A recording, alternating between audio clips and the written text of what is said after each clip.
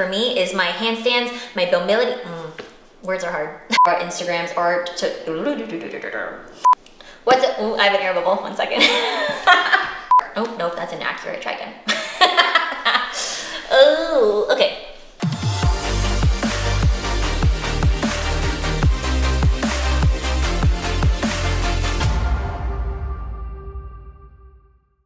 What's up guys, welcome back to my YouTube channel. Today's video is going to be a highly requested video, which is how to grow your social media platform. So today I've done 5 top tips in order to help grow your platform, whether it's YouTube, TikTok, and Instagram. Although I don't know everything, I am going to share everything that I've learned so far, so hopefully you guys do find it helpful. If you like this video, make sure to like, subscribe, and comment, as well as if you haven't already signed up for my handstand challenge, that is still running on my app, so I'll put the link below, as well as if you just haven't checked out my app in general, I'll also put that link as well.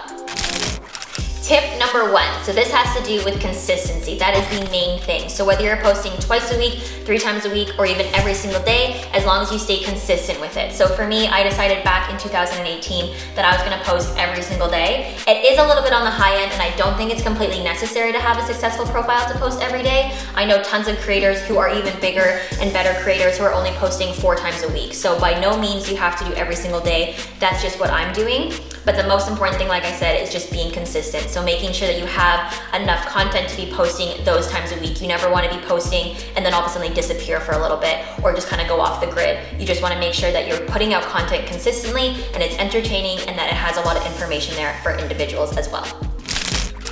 Tip number 2, so this has to do with planning your content. The worst thing and probably the most frustrating thing to do is go into a filming session, whether it's with your videographer or with your friends, and you have no content already. And you're kind of just frazzled and you end up just creating videos that you never end up posting, and that's probably the most frustrating thing in the world. So make sure that when you go into your filming sessions, you've either researched what you want to do, and you can do that a number of ways. You can either look at content that's currently posted, whether it's trends or challenge videos, or you can also just come up with ideas of your own content, whether it's an exercise carousel or your own challenge that you're creating. So make sure again that you have it planned out. Myself, I actually have it like all written down on a calendar of what I'm doing. So each day I know what I'm posting. So Monday is Mobility Monday, Tuesday is gonna be a base block post, on Wednesday it's going to be a fun fact. So that's something that I just did this past week. And that way I know when I'm creating my content that it's all scheduled out, I'm stress-free, and I know exactly what I'm creating. I do this for weeks ahead as well. So that way when I am filming, I have everything planned out and I feel prepared going into my sessions.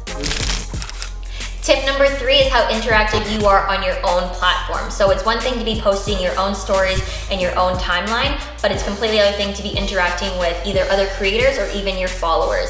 So making sure that you're tagging people. This one is huge. If you are doing someone else's challenge, tagging someone and giving them credit goes a long way. A lot of creators really appreciate it, especially if it's their original challenge. Obviously, if you don't know the original creator, you can always just tag the person that you saw it from and got inspired from. That, I'm telling you guys, big key, and a lot of creators really do appreciate it. Another thing you can do is also just tagging other people in your story. So if you throw up a challenge and you want someone to try it, you can tag them like challenging this person, and this person. I do that a ton in my profile. I've always done it. One, it's just great to build a community as well as just build authentic relationships with other creators out there. Now, another thing that's really important is also communicating with your followers. So people who are liking your posts, commenting, shooting you a DM, making sure to reply to them. The worst thing to do is to feel like you're ignoring someone or that you're being ignored. I remember being a smaller account and messaging bigger accounts, and they would not even like it. They would just leave me on red. And it would give you a type of feeling where you didn't feel like you were seen or appreciated. And I think that's something that you never want your followers to feel, because at the end of the day, without them, you don't have an Instagram account. So just showing appreciation, whether it's a thank you, a like, or even just trying to interact with them in a genuine way, like asking how their progress is going, or just telling them, I'm so proud of you, I've seen all your stories and how much you're progressing, great job. Something like that, again, goes a long way, and it's about building a community on Instagram, not just posting your own stuff and ignoring other people on there. You wanna make sure that you're appreciating everyone who's been a part of your entire journey growing your account. Tip number 4, so this is knowing your bread and butter. This is knowing what you like posting as well as what other people like watching on your account. So for me, it's my handstands, my push-ups, my flips, Mobility Monday, as well as Skill Drill Saturday. I know those are posts that people look forward to, as well as those are posts I genuinely enjoy creating. So for me, Mobility Monday obviously is always on Monday, and then Skill Drill Saturday is on Saturday. But in terms of every other day of the week, I kind of have my own freedom to create what I want and wherever I want as well. So for my profile, I technically don't really have a set like aesthetic I want, and I know a lot of profiles who don't, just like me, but I also know a lot of profiles who do, where they like a specific color scheme all the way throughout. In my experience, I don't really think it's necessary to do that, but it depending on what you find is important. Sometimes it looks nice to have that set aesthetic. For me, in terms of my bread and butter, I just make sure that it's intermixed throughout the entire profile. So again, it's not just like a bunch of push-up videos, a bunch of handstands. I try to make it so that way you guys have variety when you're watching it, as well as when I'm creating it, I'm not just doing the same stuff every single time. I like to have fun with my content and making sure I'm training and doing things that I genuinely enjoy.